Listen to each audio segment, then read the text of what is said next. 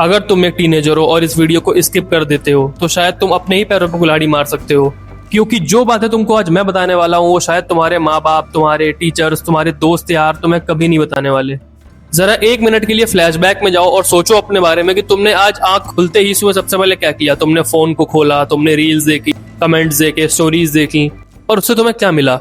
तुम क्लास में बैठे हुए थे, तुम्हारा फोकस कहीं और था, तुम कुछ भी सोच नहीं पा रहे थे। सुबह से लेकर रात तक तुम जो भी बकवास चीजें करते हो वो सब तुम्हारे दिमाग पे छाप छोड़ देती है। फिर तुम कहते हो कि तुम्हारा फोकस कहीं नहीं लग पा रहा है। तुमको लगता है कि अभी बहुत समय पड़ा है सीरियस होने के लिए, आराम से सीरियस हो जाएगा, लेकिन ऐसा होता नहीं। अब सुनो एक रियलिटी जो शायद तुम्हें बहुत कड़वी लगने वाली है।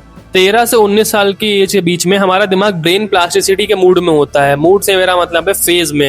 इस समय दिमाग जो भी स्टोर करता है वो परमानेंट स्टोर करता है, यानी कि आपके दिमाग परमानेंट अच्छी चीजें और बुरी चीजें दोनों स्टोर कर सकता है।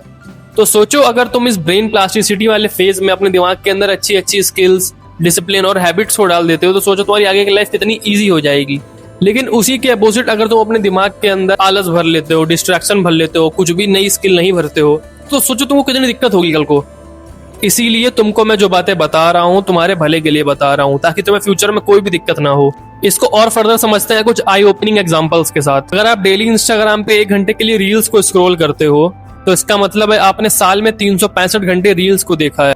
लेकिन अगर आपने हर दिन 1 घंटा किसी भी स्किल को सीखने में दिया होता है, यानी कि साल में 365 घंटे आपने किसी स्किल को सीखने के लिए दिए होते, तो ये 365 आवर्स बहुत है, मतलब मोर देन इनफ है किसी भी स्किल को सीखने के लिए।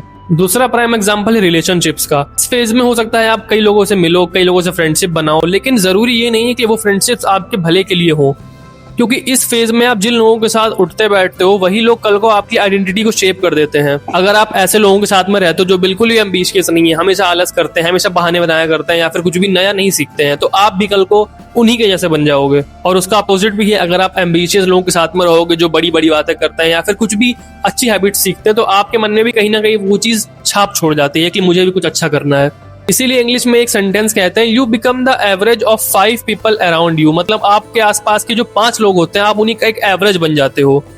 अब बात करते हैं एक्शनेबल टेकअवेज की कि आपको क्या क्या करना चाहिए।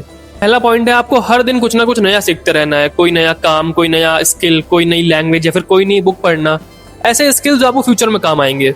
और पॉइंट नंबर 2 है, डिस्ट्रैक्शंस को दुश्मन मत समझो। आप ये समझो कि आप उसे अपने फायदे में कैसे यूज कर सकते हो। Distractions are the part of our life, तो हम उन्हें छोड़ नहीं सकते हैं, लेकिन हमें ये सीखना होगा कि हम उनके साथ में चलते हुए खुद को कैसे बेटर कर सकते हैं।